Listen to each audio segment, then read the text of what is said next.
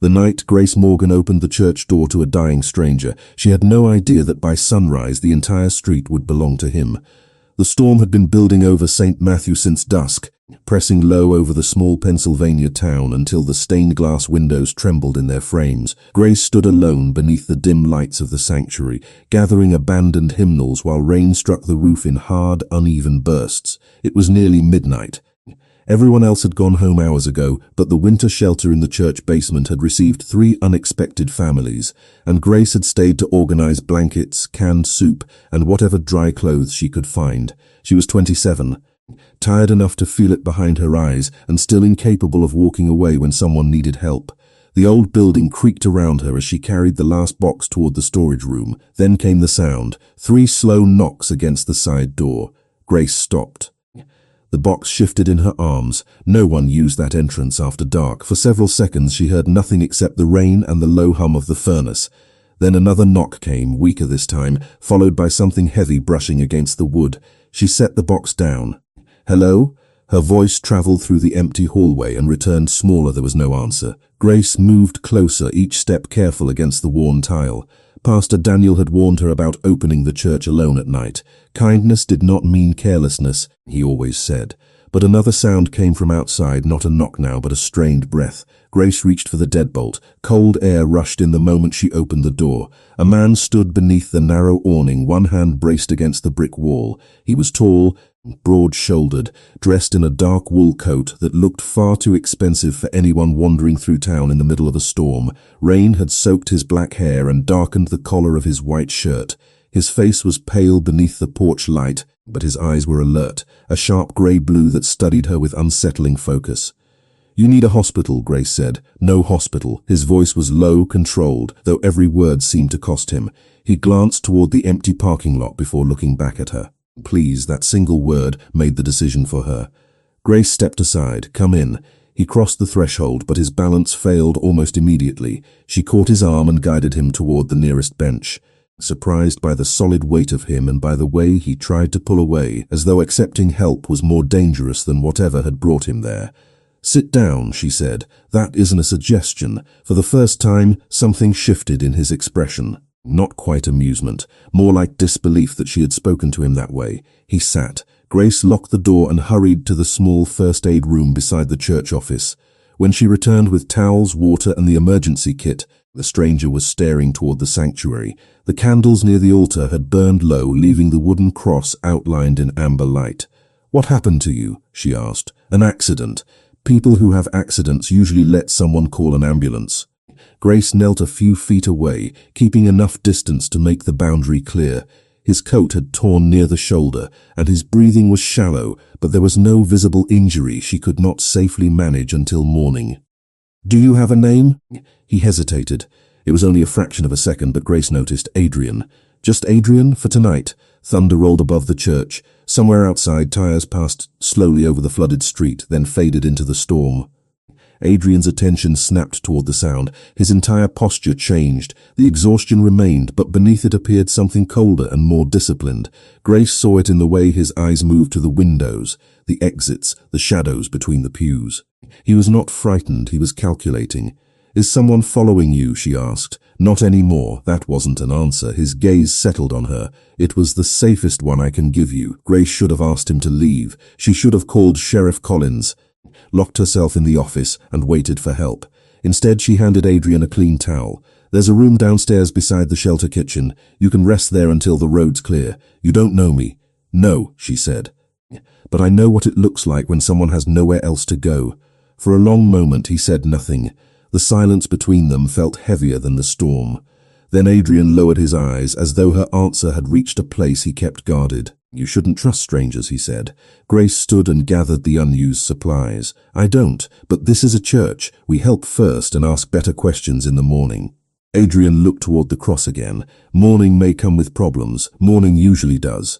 She led him downstairs, unaware that 20 miles away, men in dark suits were already searching every road into town. By 5:40 a.m. the rain had stopped. Grace woke in the church office with her cheek against an open donation ledger and the first grey light slipping through the blinds. For one peaceful second she forgot about the stranger sleeping below. Then she heard engines, not one, many. Grace rose and crossed to the window. A line of black SUVs turned onto the street, their headlights cutting through the pale dawn. One stopped directly in front of the church, then another, then 6 more. Doors opened in perfect sequence, and men in dark coats stepped onto the sidewalk. None of them looked lost. None of them looked uncertain. They all turned toward St. Matthew's as if they had finally found what they came for. Behind Grace, a quiet voice said, "I told you morning would bring problems." She turned. Adrian stood in the doorway, no longer looking like a wounded stranger. He looked like the man every black car outside had come to obey. Grace did not move away from the window. The street below had become unnaturally still, as if the town itself had noticed the men standing beside the black vehicles and decided not to breathe. 8 sport utility vehicles now lined the curb in front of St. Matthew's, their polished bodies reflecting the pale morning sky. The men beside them wore dark coats, clean shoes, and expressions that revealed nothing. They did not approach the church. They waited. Grace looked back at Adrian. Sometime during the night he had washed the rain from his face and buttoned his coat over the torn shirt beneath it.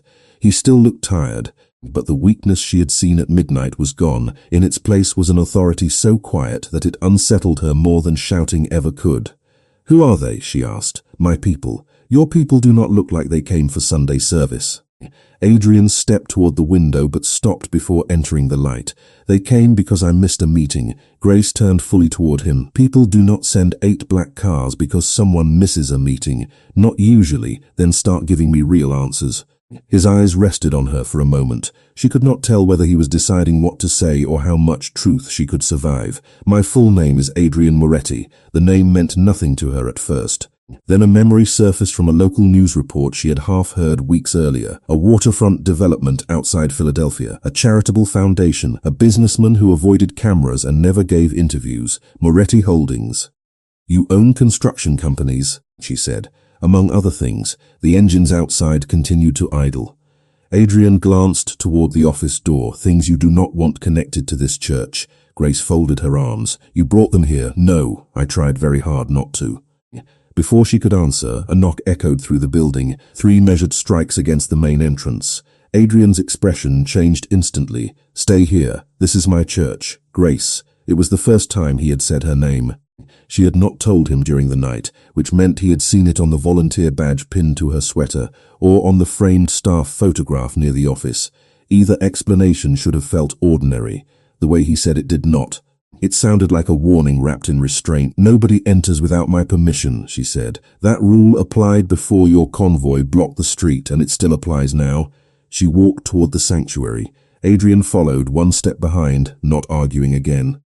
Morning light filtered through the stained glass, laying muted colors across the wooden floor. The shelter guests remained downstairs, unaware of what waited outside. Grace intended to keep it that way. She reached the entrance and opened the inner door while leaving the heavy outer door locked. A man in his early 40s stood on the other side of the glass. He had neatly combed brown hair, a charcoal coat, and the patient posture of someone accustomed to waiting for powerful people. His face softened when he saw Adrian. "Mr. Moretti."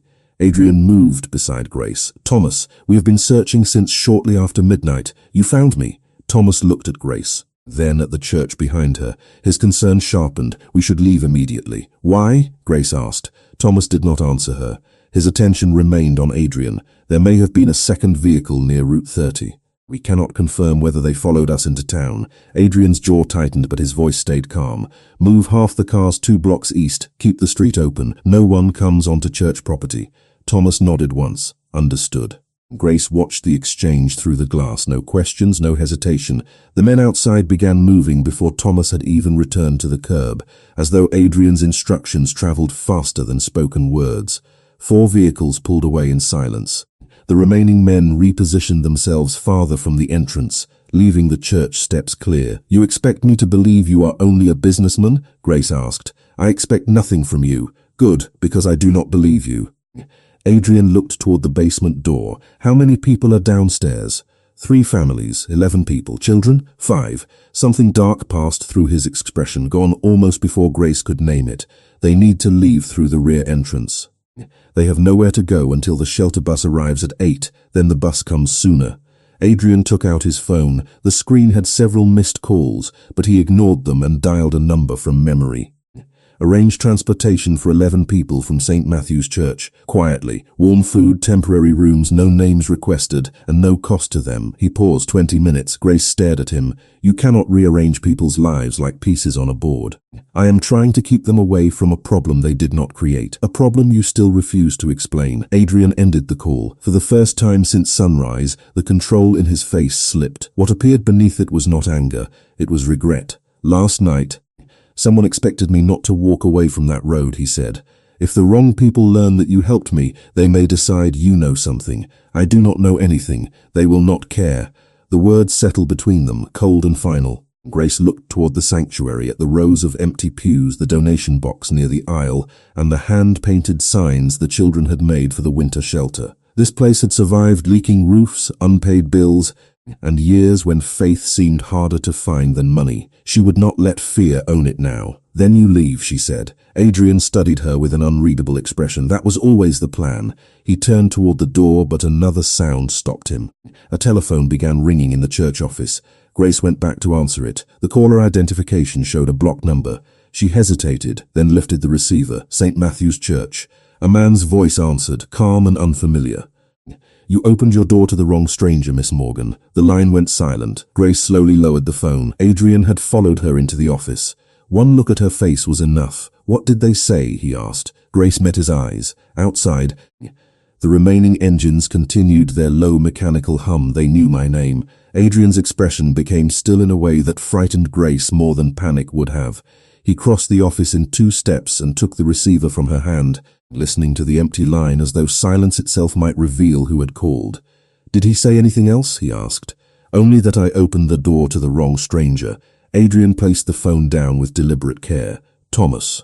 The man appeared in the doorway almost immediately. The church line was compromised, Adrian said. Find out how. Thomas looked at Grace, then back at Adrian. We need to move now. The families first. Mr. Moretti, with respect. Every minute you remain here increases the risk. The families first, Adrian repeated, and the quiet authority in his voice ended the discussion. Grace should have felt relieved that he was protecting the people downstairs, but relief would not come. Someone knew her name. Someone knew where she worked. Someone had watched the church closely enough to know exactly what she had done during the storm. She moved to the window and lifted one edge of the blinds. Morning traffic had begun to stir at the far end of the block, but the space around St. Matthew's remained empty except for Adrian's vehicles. Across the street, a dark sedan sat beside a closed hardware store. Its windows were tinted. Its engine was running. Was that car there before? She asked. Adrian came beside her without touching the blind. His gaze settled on the sedan. No, Thomas raised a hand to his earpiece. 2 men outside turned toward the opposite curb, but the sedan pulled away before they crossed the street. It disappeared through the next intersection without speeding. Adrian watched until it was gone. They wanted us to notice them, he said. Why? Grace asked. To make sure I understood the message. Which is? His eyes shifted to her. They know where to find you. A soft cry rose from the hallway. Grace turned and saw a little girl standing near the basement stairs, clutching a stuffed rabbit against her chest. 8-year-old Maisie Walker had arrived with her mother and younger brother after their apartment furnace failed 2 nights earlier. Her blonde hair was tangled from sleep, and her eyes moved anxiously between the strangers. Miss Grace, are we in trouble? Grace forced her voice to remain warm. No, sweetheart. We are changing plans this morning. She knelt to Maisie's height. A car is coming to take everyone somewhere with hot breakfast and better beds. Is Mama coming? Of course. Maisie looked toward Adrian. Is he a police office changed? The cold calculation receded, leaving something gentler and almost uncertain. No, he said. Then why are all those cars here? He glanced at Grace before answering. Because I have friends who worry too much. Maisie considered this seriously. My grandma does that. Then your grandmother and my friends have something in common. The child accepted the explanation and returned downstairs. Grace stood slowly. You are good with children. Children ask honest questions. Adults do too. You simply avoid answering them. Before Adrian could respond, the rear door opened and Pastor Daniel stepped inside carrying a paper cup of coffee. He stopped when he saw Thomas, then Adrian, then the line of vehicles visible through the sanctuary windows. At 62, Daniel Harper had weathered church disputes, budget crises, and one memorable Christmas Eve when a raccoon entered through the choir loft. Very little surprised him. This did. Grace, he said carefully. Is there something I should know? She glanced at Adrian. A man needed shelter last night. Daniel studied the torn edge of Adrian's coat and the guarded men near the entrance. I see. I did not bring danger here intentionally, Adrian said. But danger came anyway, Daniel replied. There was no accusation in his voice, only fact. Adrian accepted it with a slight nod. Transportation is arriving for your guests. They will be housed safely at my expense. I will also cover any disruption to the church. Daniel's expression hardened. People are not an inconvenience you settle with a check. I know. The answer came so quickly that Grace looked at Adrian. Something in his face suggested he had learned that lesson at a cost he did not intend to explain.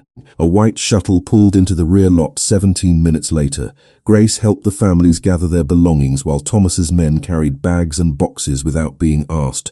No one spoke about the black vehicles out front. No one mentioned the fear beneath the careful smiles. When the final family boarded, Maisie pressed her stuffed rabbit against the window and waved. Grace waved back until the shuttle disappeared around the corner. The church suddenly felt too large, too quiet. Pastor Daniel locked the rear entrance and joined Grace near the altar. You should go with them, he said. This is my responsibility. No, Adrian said from behind her. It is mine. Grace turned. Then fix it without ordering me around.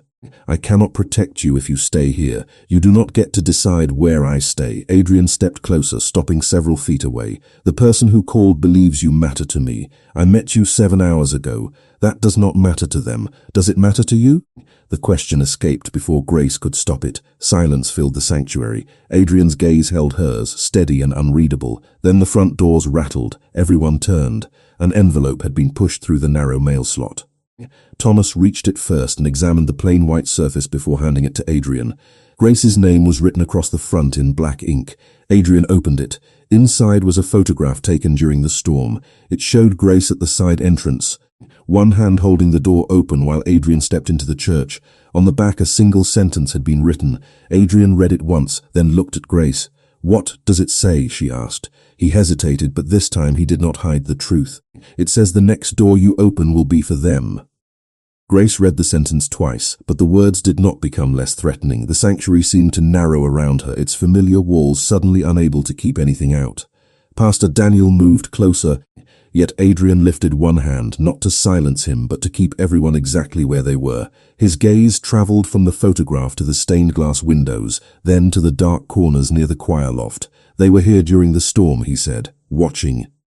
Grace looked at the image again. She could see herself beneath the side entrance light, one hand holding the door while Adrian crossed the threshold.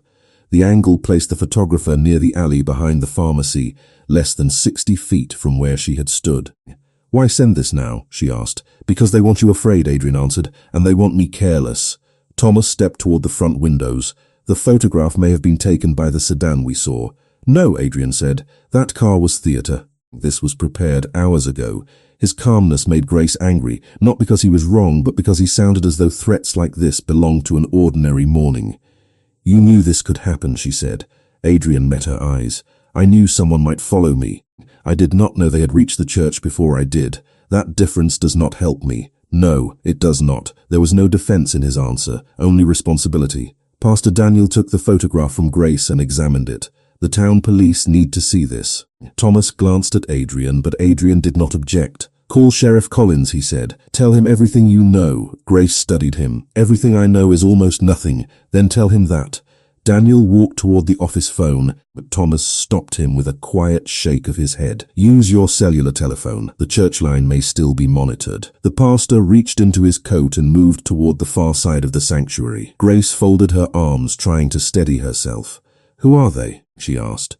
Adrian looked at Thomas, filled with meaning Grace could not read. Then Adrian turned back to her. A group led by Marcus Bellagio.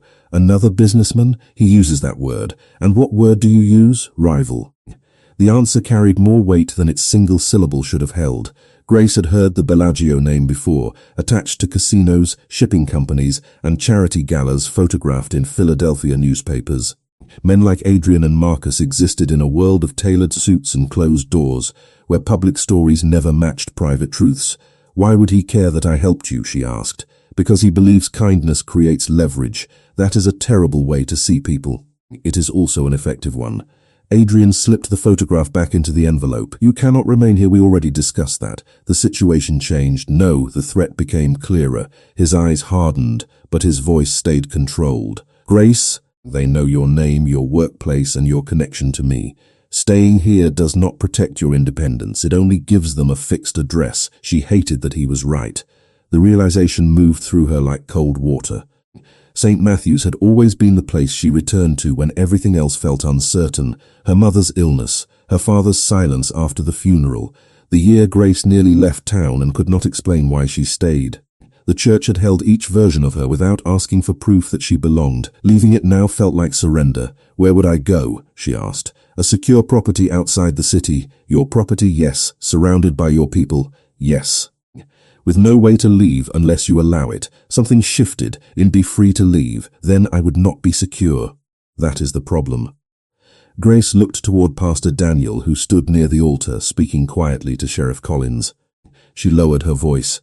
You keep calling this protection, but it sounds like control. Adrian did not answer immediately. When he did, the authority had left his tone. I have spent most of my life confusing those two things. The honesty surprised her. It did not erase the danger, but it changed the shape of the moment. Outside, one of the black vehicles moved from the curb and stopped near the side entrance. Thomas checked his telephone. Sheriff Collins is 5 minutes away. We also found an unfamiliar device attached beneath the church telephone junction box. Grace stared at him. Someone came onto church property, likely before dawn, Thomas said. Adrian's expression turned colder.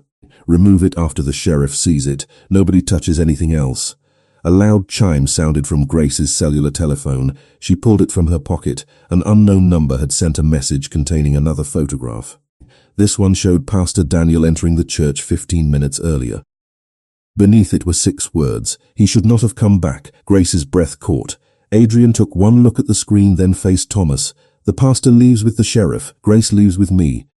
You are not deciding for me, she said, though her certainty had begun to fracture. Adrian stepped closer, stopping well outside her personal space. Then decide for yourself. Stay here and let them watch every person who walks through that door. Or come somewhere they cannot reach without exposing themselves. Grace looked down at the photograph of Pastor Daniel. The threat was no longer aimed only at her. Her choice now carried the weight of everyone who believed this church was safe. She closed her eyes for 1 second, listening to the old furnace, the rainwater dripping from the gutters, and the distant approach of a police siren. When she opened them, Adrian was still waiting. He did not order her again. That mattered more than she wanted it to. I will go, Grace said, but I set the conditions. Adrian gave a single nod. Name them. Pastor Daniel stays protected. The families remain safe. Sheriff Collins gets every piece of evidence. You tell me the truth when I ask for it. Thomas looked uneasy. But Adrian never looked away from her. Agreed, and I leave the moment I believe you are using fear to keep me there. A faint shadow passed through his eyes. Agreed. The siren grew louder outside. Grace took one last look at the sanctuary, then reached for her coat. She believed she was leaving to protect the church. She did not yet understand that the moment she stepped to Adrian Moretti's car, she would enter a world built to make leaving almost impossible. Grace had never been inside a vehicle that felt more like a sealed room than a car. The black sport utility vehicle moved away from St. Matthew's with such quiet precision that the town seemed to slide past rather than recede. Adrian sat across from her in the rear cabin, one hand resting near his side, his posture controlled despite the strain still visible around his eyes. Thomas rode in the front passenger seat, speaking in a low voice through an earpiece, while another vehicle led them toward the highway. Grace watched the church disappear behind a row of bare winter trees. Sheriff Collins had arrived before they left, examined the envelope, photographed the device beneath the telephone box, and promised to keep Pastor Daniel under protection until the threat could be traced. Grace had insisted on hearing the promise directly. Adrian had waited without interrupting. Now, with nearly 5 miles between her and the only place that had ever felt completely safe, the decision settled heavily inside her. A house near Bryn Mawr, Adrian said, about 40 minutes away. Who knows, I will be there. Thomas, the driver, 2 members of the household staff, and everyone in the other cars? They know only that they are escorting me. Grace looked through the tinted window at the wet fields beyond the highway. That sounds carefully rehearsed. It is. How often do you hide people? Adrian's gaze remained on her. Not often. That was not convincing. It was not meant to be. The honesty irritated her less than another polished answer would have. She turned toward the front. Thomas, did the sheriff find anything useful? Thomas glanced back. The device was basic, likely placed within the last 12 hours. It transmitted calls to a nearby receiver. Whoever used it understood the building and knew when it would be empty. Someone watched me lock up, Grace said. Most likely, Adrian replied. The thought followed her in silence. She remembered carrying boxes through the hallway, turning off lights, checking the shelter door. Ordinary actions had become pieces of someone else's plan. Why were you on Route 30 last night? She asked. Adrian looked toward Thomas. You agreed to answer me, Grace reminded him. I was returning from a meeting, Adrian said.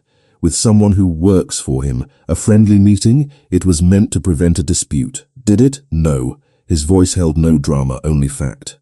Marcus wants access to contracts and shipping routes controlled by my companies. I refused. So he frightened you off the road. He attempted to send a message. Grace studied Adrian's face.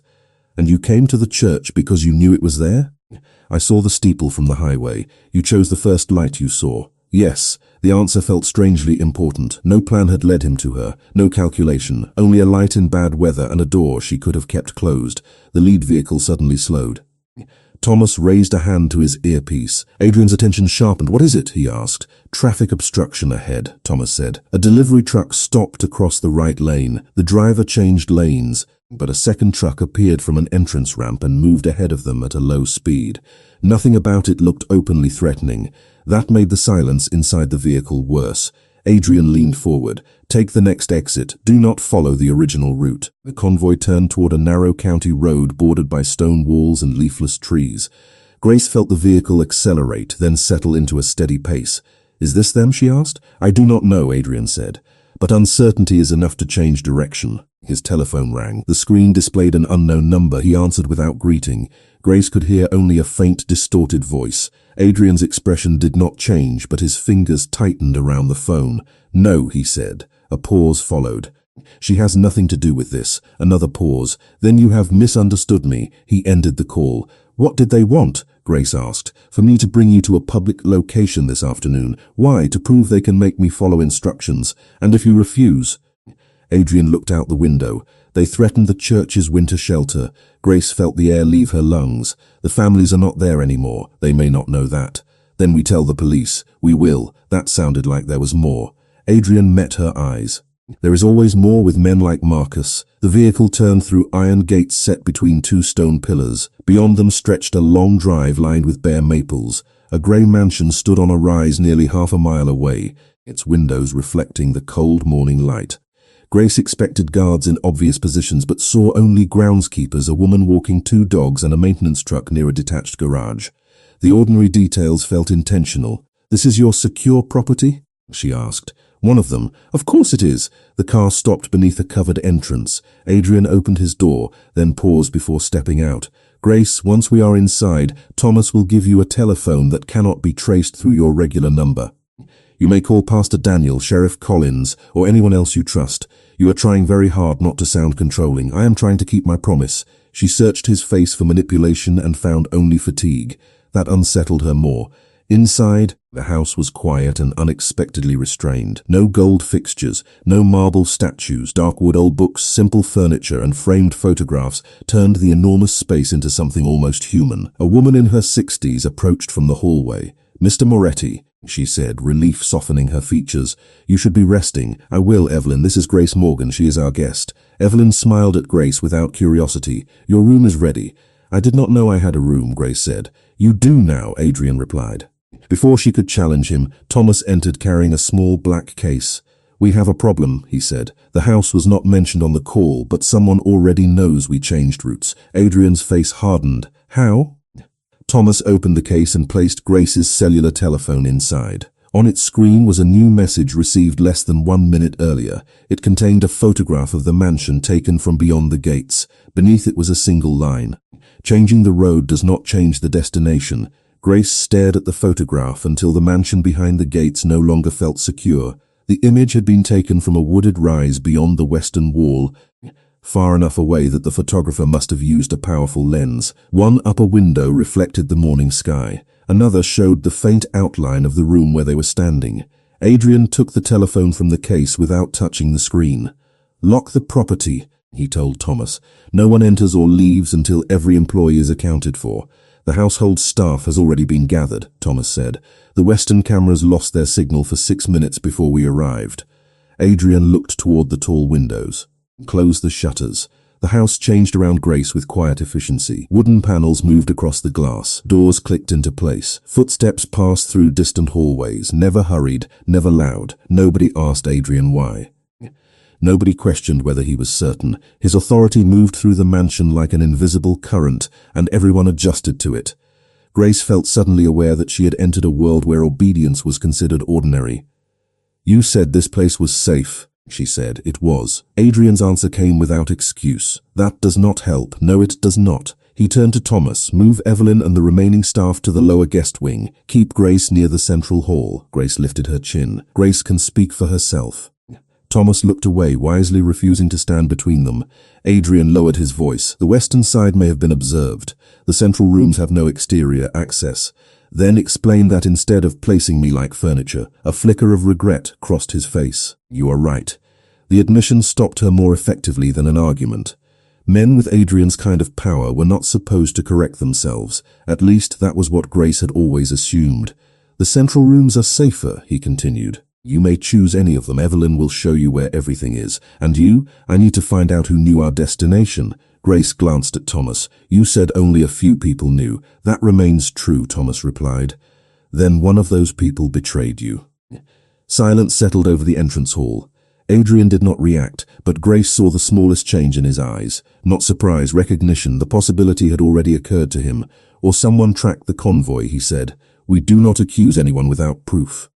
The statement sounded almost moral, which felt strange coming from a man surrounded by locked doors and silent guards. Evelyn returned carrying a folded sweater and a pair of soft house shoes.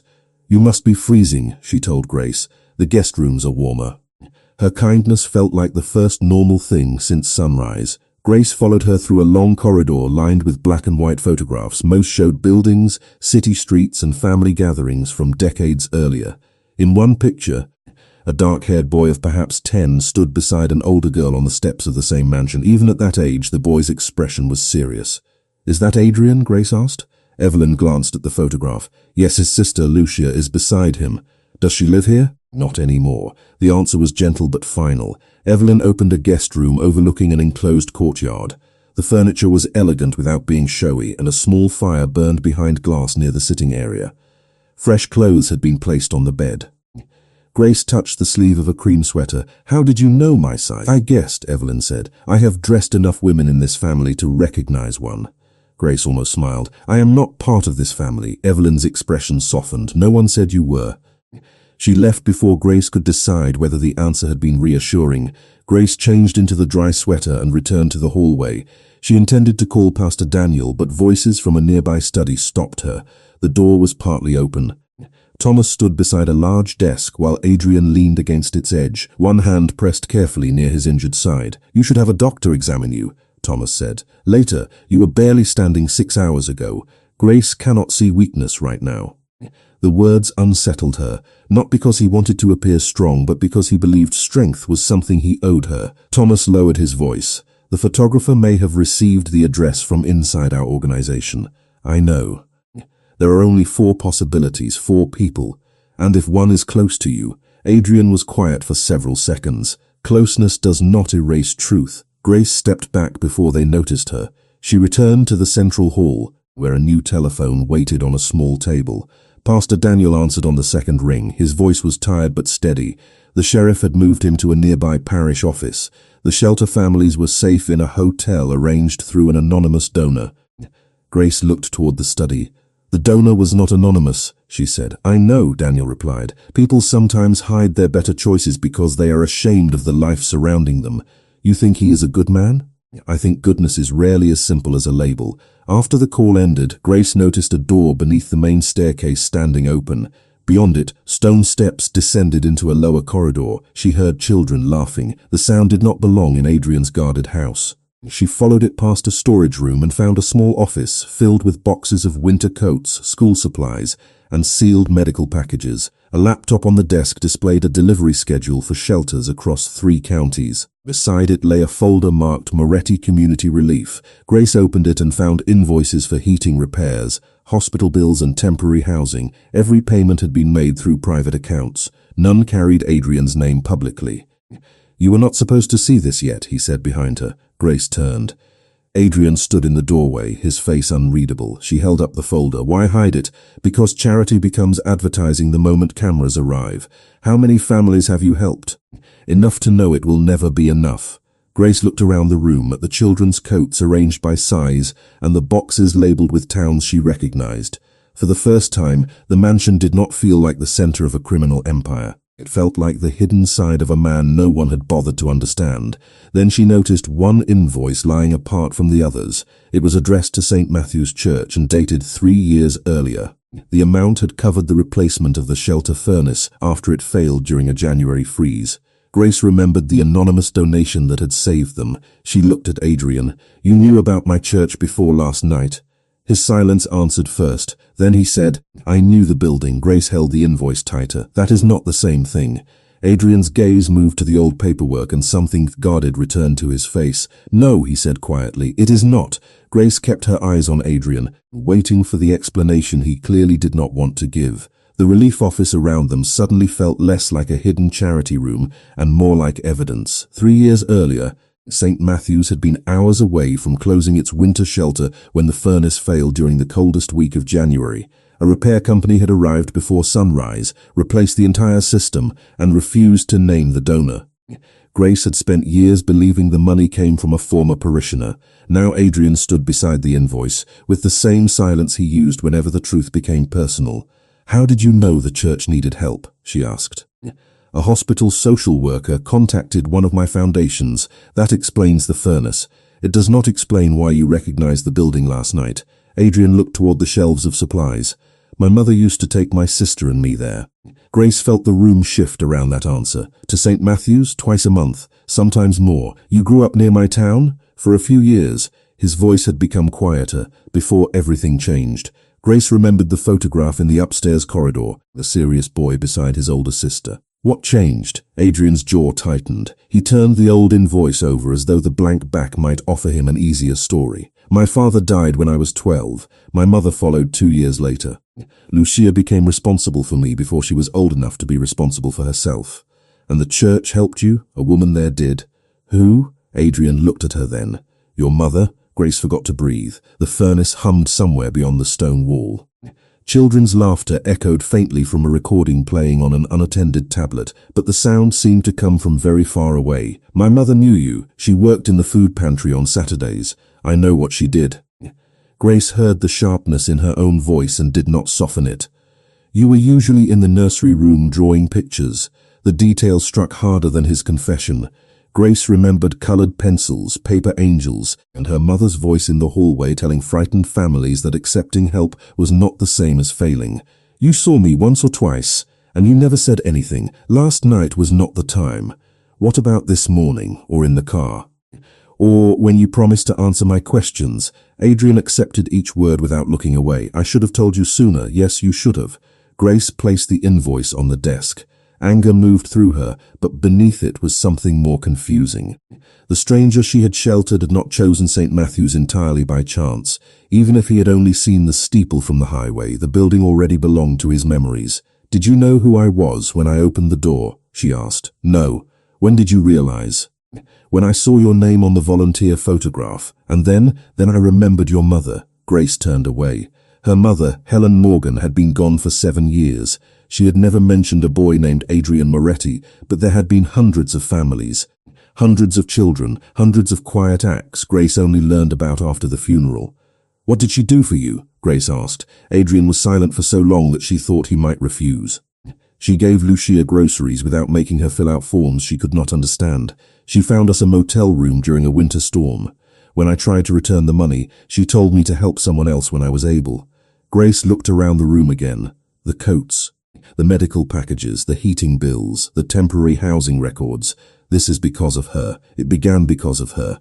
Why did you hide it? Because I did not want your gratitude. You assumed I would give you any.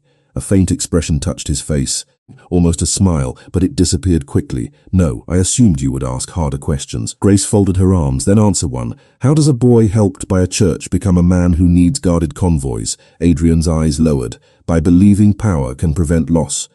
Can it? No. The answer carried no hesitation. It can delay it. It can move it onto someone else. It can convince you that fear is the same as loyalty, but it cannot prevent it. Grace heard footsteps in the corridor. Thomas entered, holding a tablet. His expression made the air colder. We confirmed the Western camera interruption came from an internal security code. Adrian's face became unreadable. Whose code? Nathan Cole's. Grace had not heard the name before, but Adrian clearly had. Where is he? Missing. His vehicle left the property 40 minutes before we arrived. Adrian's gaze moved to the dark window above the desk. Freeze every account he can access. Contact no one outside the inner team. Thomas nodded, then hesitated. There is more. Nathan approved a private delivery to St. Matthew's yesterday afternoon. Grace felt a chill move across her shoulders. What kind of delivery? Thomas looked at her. A box of donated blankets. Grace remembered carrying several new boxes into the basement before the storm. They had arrived without paperwork. The device on the telephone line, she said. Could it have been inside the church before last night? Yes, Thomas replied. The delivery may have given someone access without drawing attention. Adrian stepped toward the door. We go back through every recording, every driver, every call. And the church? Grace asked. He stopped. Sheriff Collins will search the entire building. That is not enough. The shelter families use those blankets. Thomas immediately reached for his telephone, but Adrian's voice cut through the room. Have every item from that delivery isolated. Replace all of it today. Grace watched him take control again, but now she saw something different beneath the authority. Not only command, fear. Not fear for himself, but for the people who had become targets because someone wanted to reach him. Nathan was close to you, she said. Adrian did not deny it. He worked for my father. He taught me how to drive. He was at Lucia's wedding. The betrayal had finally found a crack in his composure. Grace understood then that the threat outside the gates was not the only danger. Someone inside Adrian's trusted circle toward every place Adrian tried to protect. Thomas's telephone rang. He answered, listened, and looked at Grace. Sheriff Collins found something beneath the shelter stairs, he said. Not dangerous. A second transmitter. Adrian's eyes hardened. What was it monitoring? Thomas paused. The room where Grace keeps the church records. Grace felt the meaning before Thomas explained it. The transmitter beneath the shelter stairs had not been placed to hear private prayers or casual conversations. It had been positioned near the records room, where St. Matthew's kept donor lists, volunteer schedules, emergency contacts, and the addresses of families receiving assistance. Whoever had entered the church had not been searching only for Adrian. They had been studying everyone Grace might try to protect. Tell Sheriff Collins to remove nothing until his technicians document the entire area, Adrian said. Then have every paper record moved to a secure location.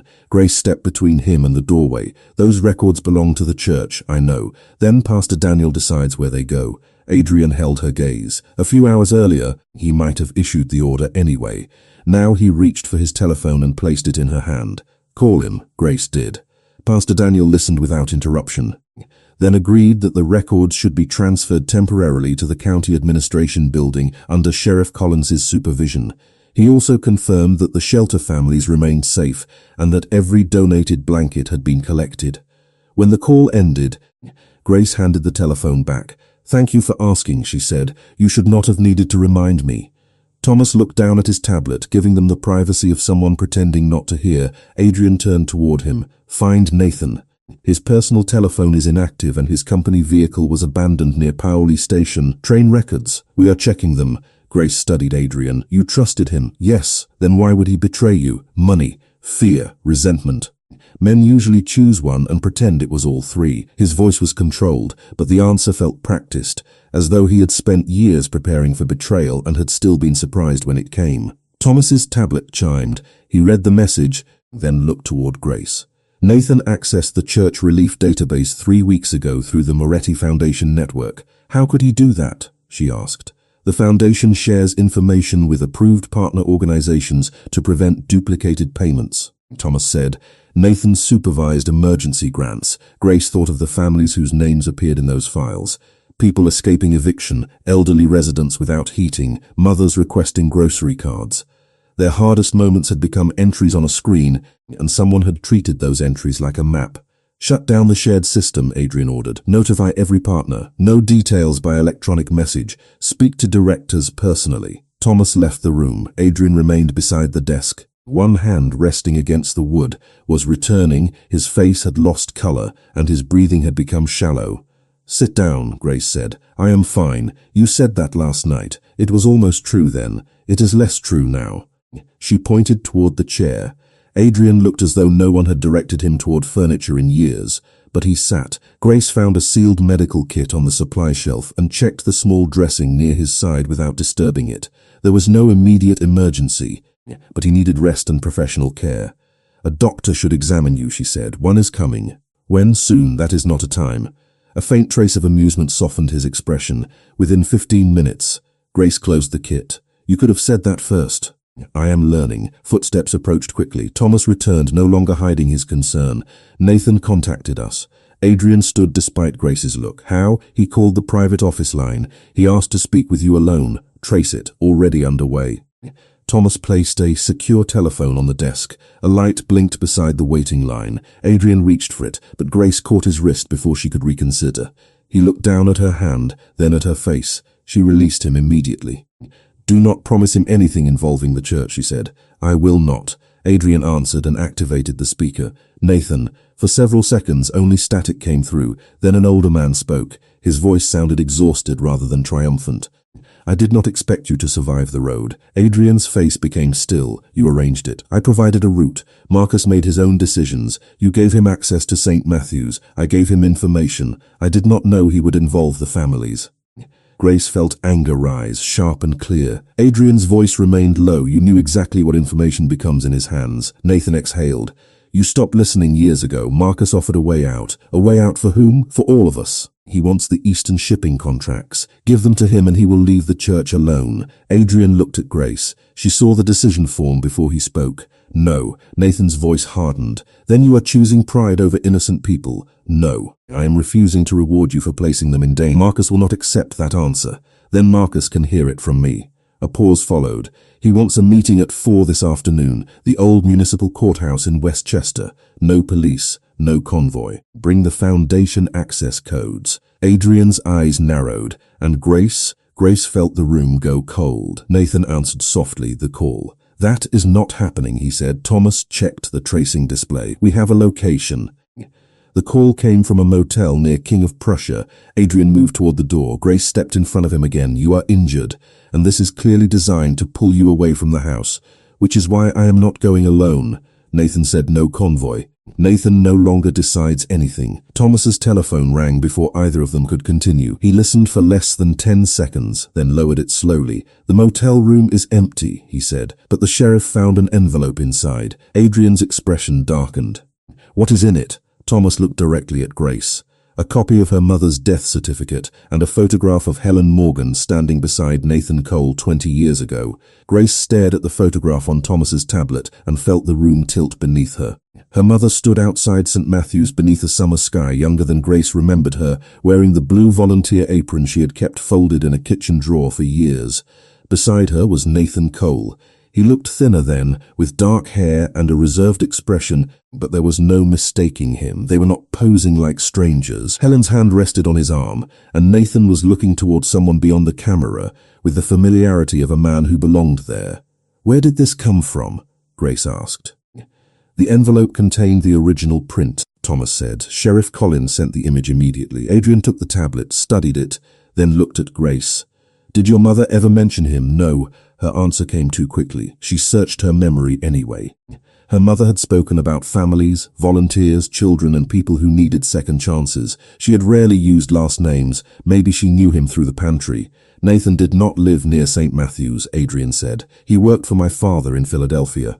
Grace looked at him. Then why was he at the church? Adrian's silence carried an answer he did not yet understand. Thomas moved to the desk and opened a secure file. Nathan's employment records show unexplained absences 20 years ago. Several correspond with dates from the church's old relief calendar. How do you have the church calendar? Grace asked. The county digitized archived community records, Thomas said. We requested access after the transmitters were found. Grace felt exposed by the efficiency of Adrian's world. Her past had become searchable within minutes. Find Pastor Daniel, she said. He may remember. Thomas placed the call. Daniel answered from the parish office, and Grace explained the photograph without mentioning the courthouse meeting. There was a long pause. I remember Nathan, the pastor said at last. He came with 2 children several times, a boy and a teenage girl. Adrian's eyes lowered. Lucia and me, he said. Grace tightened her grip on the telephone. Nathan brought them, sometimes, Daniel replied. Your mother trusted him enough to let him help with deliveries. Then he stopped coming. Did she ever say why? Only that some people believe protecting a secret is the same as protecting a person. Grace looked at Adrian. The sentence sounded exactly like something Helen Morgan would say. Did she know who his employer was? I believe she knew enough not to ask in front of the children. After the call ended, Thomas brought up another record. Nathan handled security for Adrian's father during that period. If he brought Adrian and Lucia to St. Matthew's, he may have used the church as an unofficial refuge. From what? Grace asked. Adrian answered quietly. My father's enemies, or my father himself. The words carried no accusation, only a truth he had lived with too long. Grace remembered his confession about power and loss. She began to see the shape of something larger. Her mother had not simply given groceries to 2 frightened children. She had helped hide them when the adults around them became dangerous. Nathan may believe my mother recorded something, Grace said. That would explain the transmitter near the records room. Thomas nodded. And the demand for foundation access codes may be a distraction. Marcus may want whatever Nathan thinks is still inside the church. Adrian's attention sharpened. Old files, donation ledgers, personal notes. Grace thought of the church office, the basement storage shelves, and the boxes no one had opened in years. Then she remembered a wooden cash box. Her illness became serious. It was not used for money. Helen called it her promise box and said it contained letters that belonged to people who might someday need the truth. There is a box, Grace said. Adrian stepped closer. Where? Unless Pastor Daniel moved it. Thomas immediately reached for his telephone, but Grace stopped him. Do not send your people. Why? Adrian asked. Because whoever is watching the church may be waiting for Refuge retrieves it. In uniform with cameras present, Grace said. No secrecy, no opportunity for anyone to claim it disappeared. Adrian studied her, then nodded. Agreed. Sheriff Collins was contacted. Within 20 minutes, a deputy entered the archive room while broadcasting through a secure video call. Grace guided him past old hymnals and tax records to a metal cabinet beneath the rear window. The wooden box was still there. Its small brass lock had been broken recently. Inside were 12 sealed envelopes, a church key, and a cassette tape labeled in Helen Morgan's handwriting. For Adrian and Lucia when they are ready. No one spoke.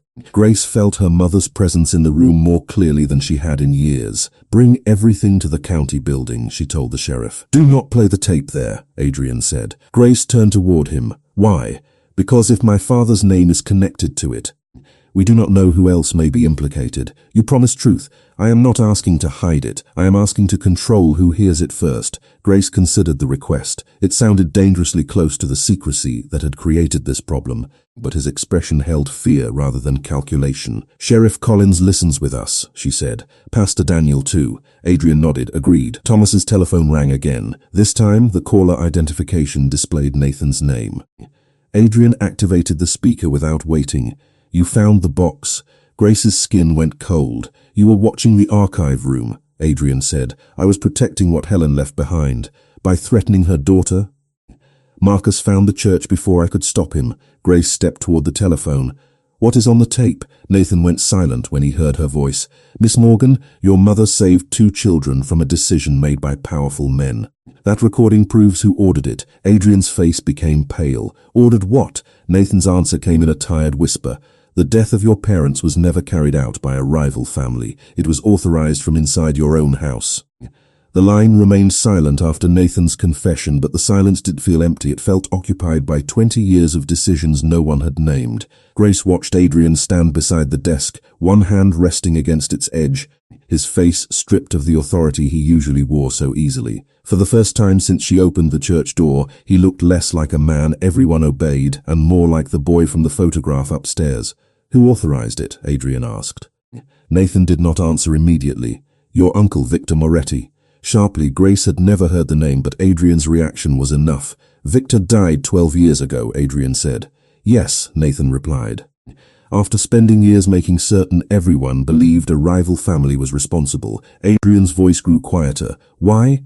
Your father planned to dissolve several partnerships and move the legitimate companies into a trust for you and Lucia.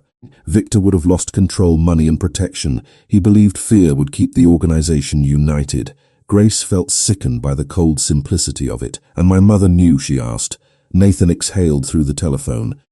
Helen knew the children had been brought to the church because their home was not safe. She did not know every detail at first. Later, she heard Victor speaking to me in the parking lot. She recorded what she could. Why did you not give the tape to the police? Grace asked. Because I was a coward, Nathan said, and because men around Victor had families too. He made certain everyone understood the cost of speaking.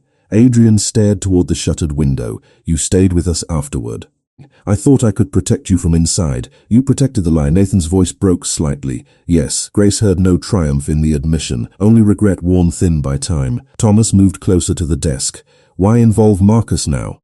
Because Victor's old contracts are still buried inside the Foundation network. Marcus discovered payments connected to those accounts. He believed the tape could give him leverage over Adrian and control of the eastern routes.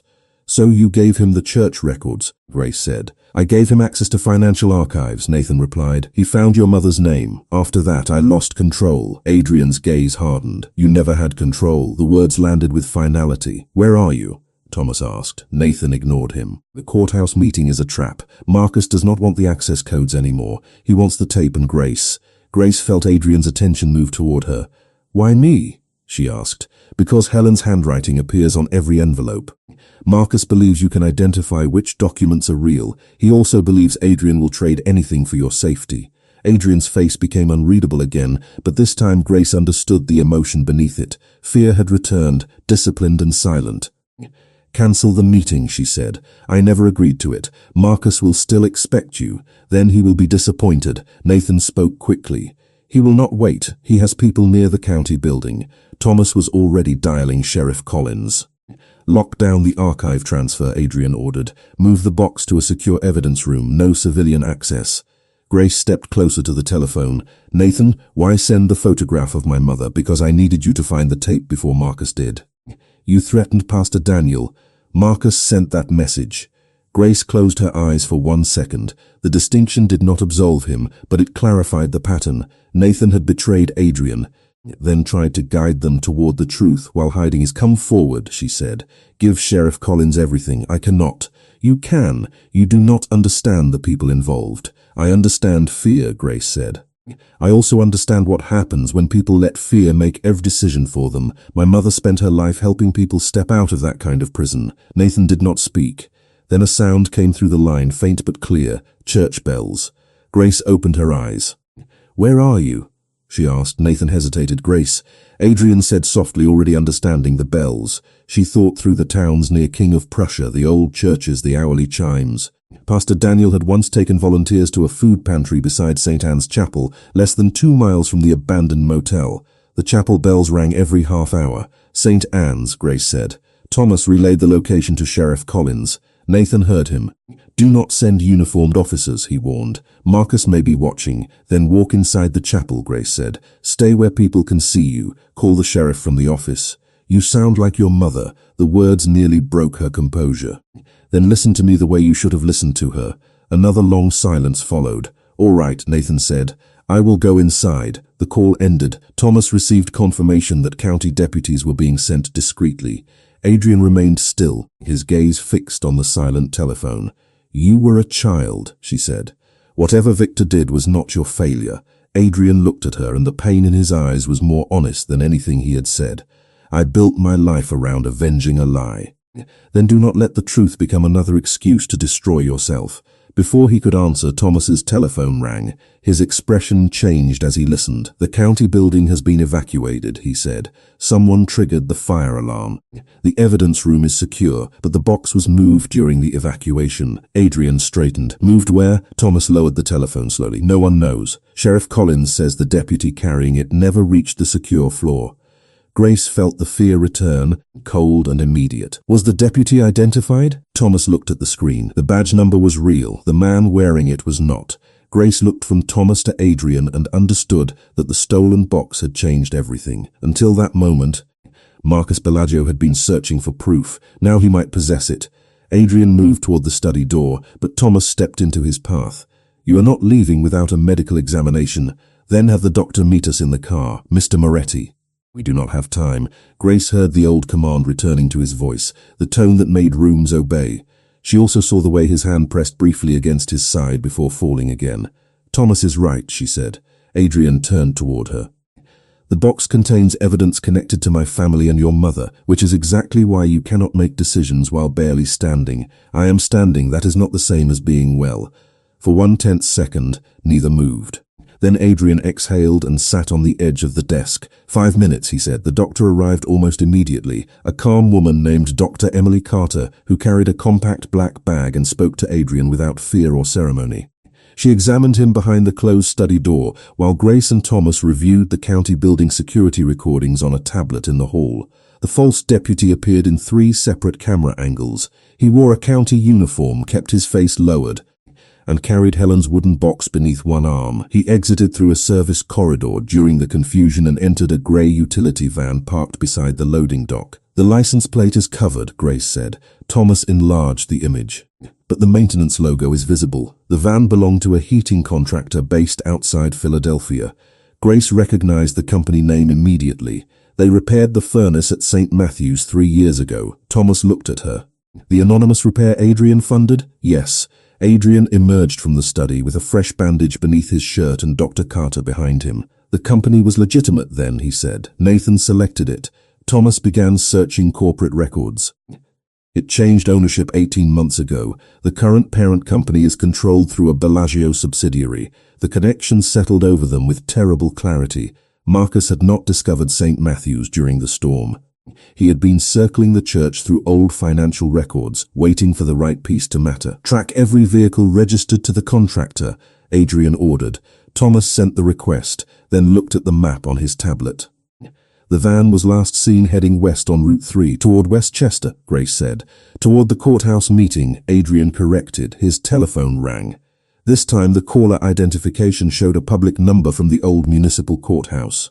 Adrian answered on speaker. Marcus Bellagio's voice was smooth, almost pleasant. "You found the route faster than I expected. You have property that does not belong to you," Adrian said.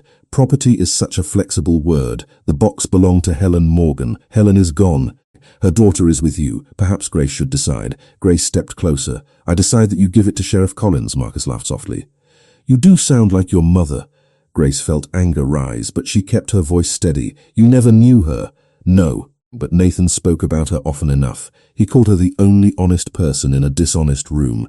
Adrian's gaze sharpened. "Where is Nathan? Safe for now." "He went to St. Anne's, yes. Unfortunately, he chose courage 20 years too late." Grace looked at Thomas, who was already messaging the sheriff. "What do you want to the courthouse at 4? Bring the foundation access codes and a signed transfer of the Eastern contracts. Grace comes with you." "No, then the tape becomes public without context. Your father's name, your uncle's name, the foundation accounts, every payment. By sunset, your legitimate companies will be frozen, your charities investigated, and every family depending on them left without support." Grace understood the design.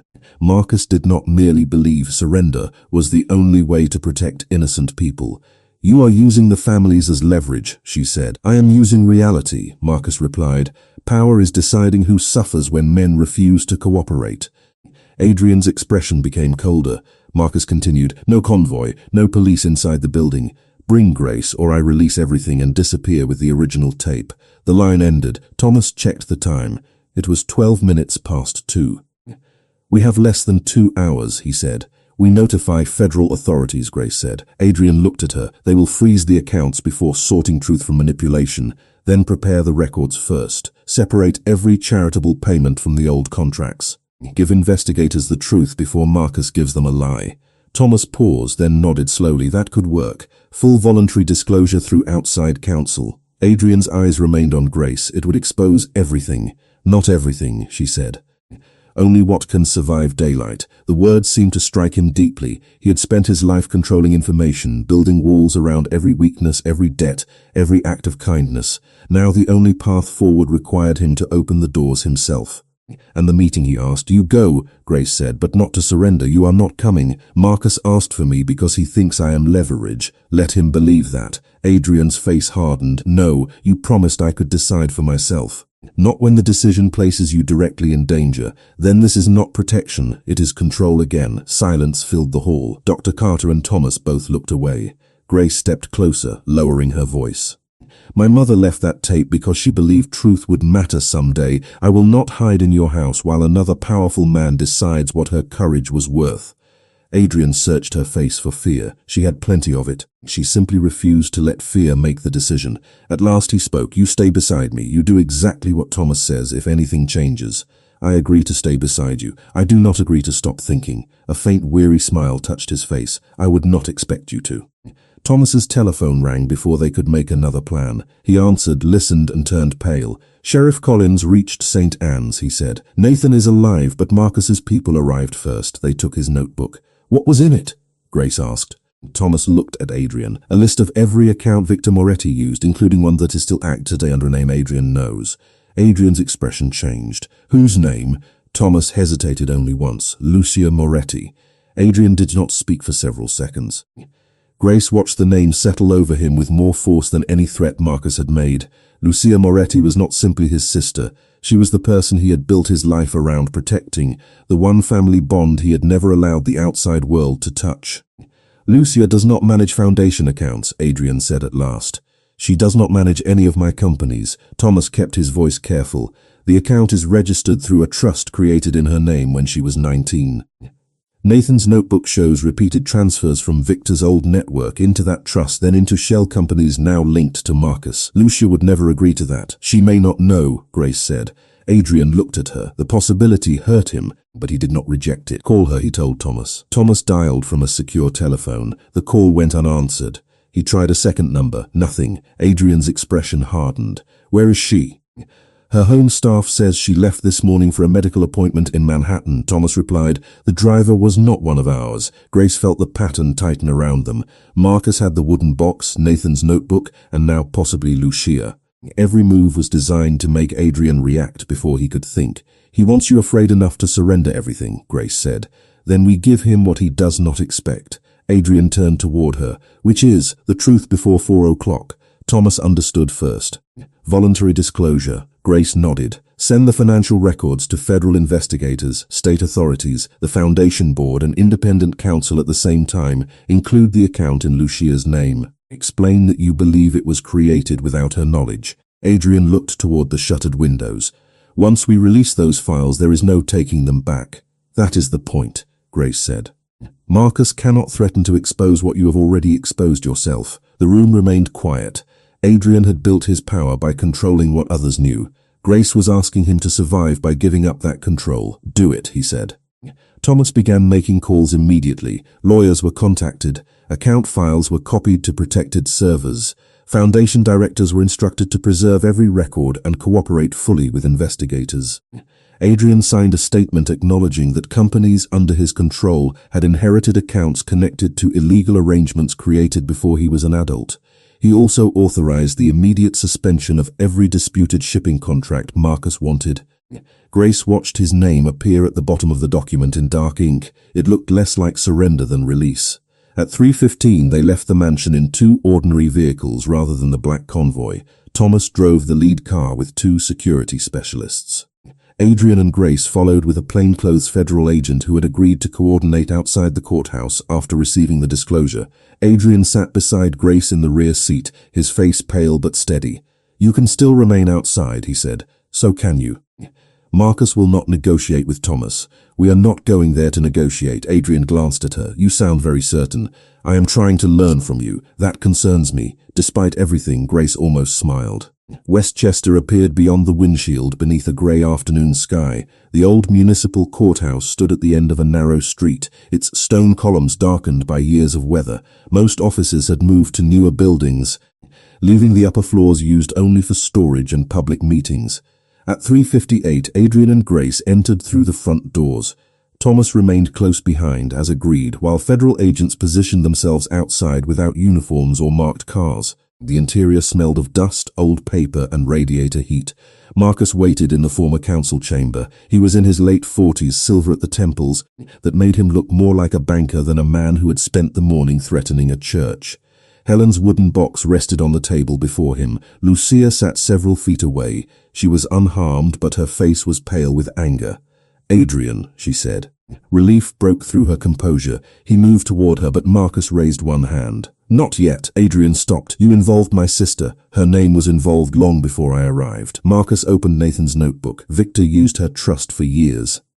Your family built its innocence on paper while others carried the risk." Lucia looked at Adrian. "I know," he said. Marcus smiled faintly. "Touching. Now give me the signed transfer." Adrian placed a folder on the table. Marcus opened it, then frowned. "These are not contract transfers." "No," Adrian said. "They are copies of disclosures sent to federal and state investigators 40 minutes ago." For the first time, Marcus's confidence slipped. Grace saw it in the stillness of his hands. "You exposed your own companies." "I exposed Victor's accounts, Nathan's records, and every shell company connected to you." Marcus closed the folder. "You have no original tape."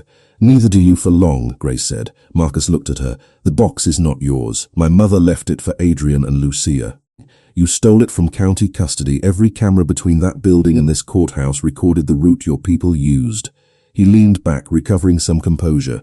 "Evidence can be interpreted. Not when the person who created it explains it."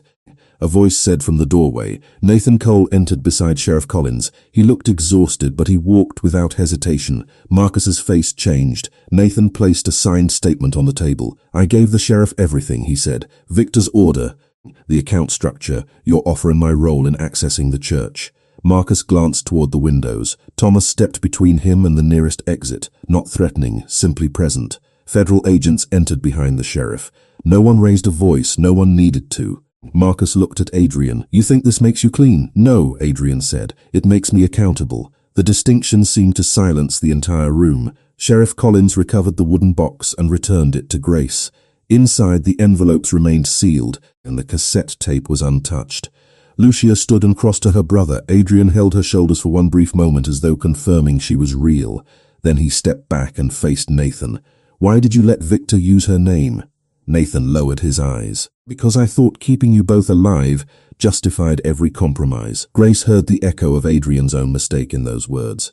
Protection becoming control, fear becoming permission. "You will answer for what you did," Adrian said, "but you will do it truthfully." Nathan nodded. Marcus was escorted from the chamber under federal custody, along with the false deputy identified through the county recordings. Lucia's trust was frozen for investigation, but the evidence confirmed she had never accessed or authorized it.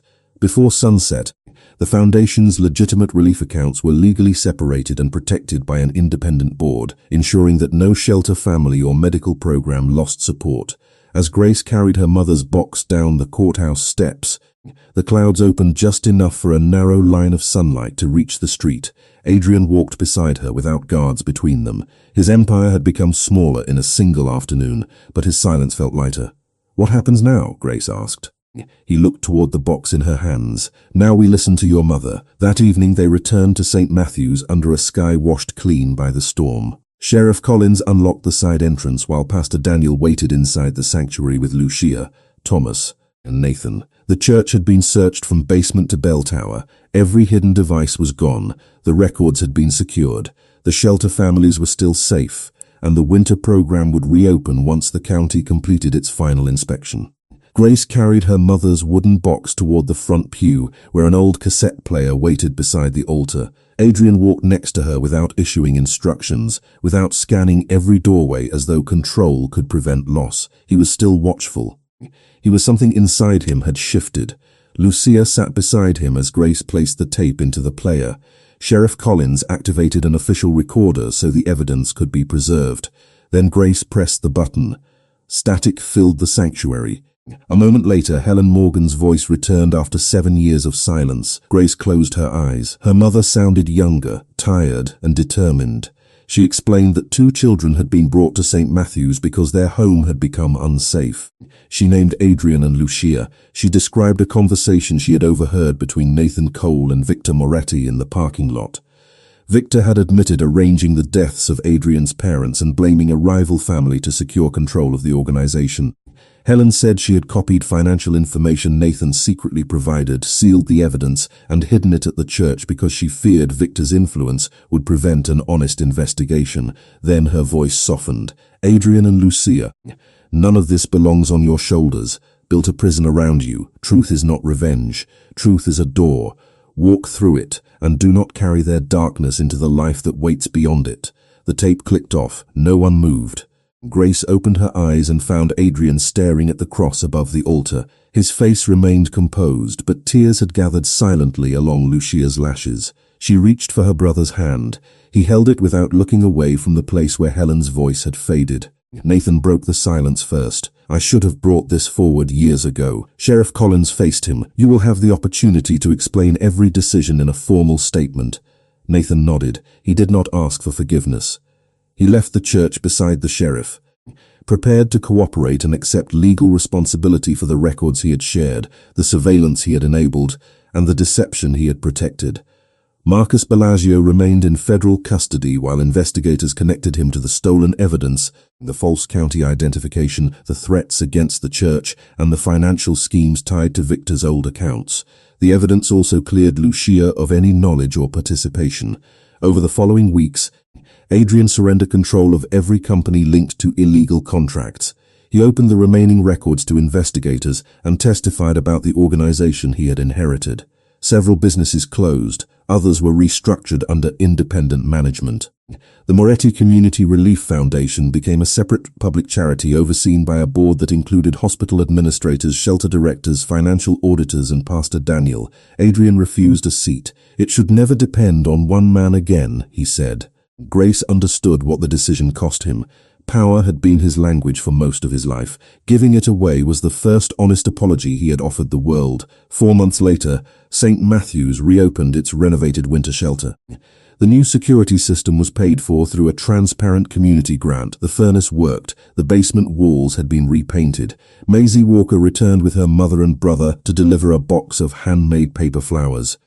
She found Adrian carrying folding chairs near the kitchen and asked whether his worried friends were still outside. He looked through the window at the empty curb. Not today, he said. Good, Maisie replied. They took all the parking spaces. Grace laughed before she could stop herself.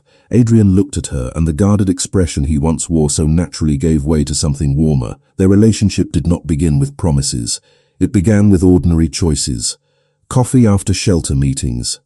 Quiet walks through town, honest conversations that sometimes ended in disagreement and never ended in fear. Adrian learned to ask before helping. Grace learned that accepting protection did not require surrendering her voice. Lucia visited often and eventually joined the foundation board, determined to turn the trust created in her name into scholarships for teenagers caring for younger siblings. 1 year after the storm, church bells rang across the town on a clear winter morning. Grace stood at the same side entrance where she had once opened the door to a wounded stranger. Adrian waited beside her in a dark suit, no convoy in sight, no men positioned along the sidewalk, no threat hidden beyond the rain. Inside, Pastor Daniel, Lucia, Thomas, the shelter families, and half the town waited for their wedding to begin. Adrian looked at the old wooden door. You could have left me outside that night, he said. You would have found another door. I am not sure I would have known how to walk through it. Grace took his hand. You do now. Together they entered the sanctuary. The church had not saved Adrian by hiding him from the consequences of his life. Grace had not saved him by loving away his past. He had been saved by finally choosing truth over power, accountability over fear, and mercy over control. Grace had opened one door during a storm. Adrian spent the rest of his life proving that he deserved the morning beyond it.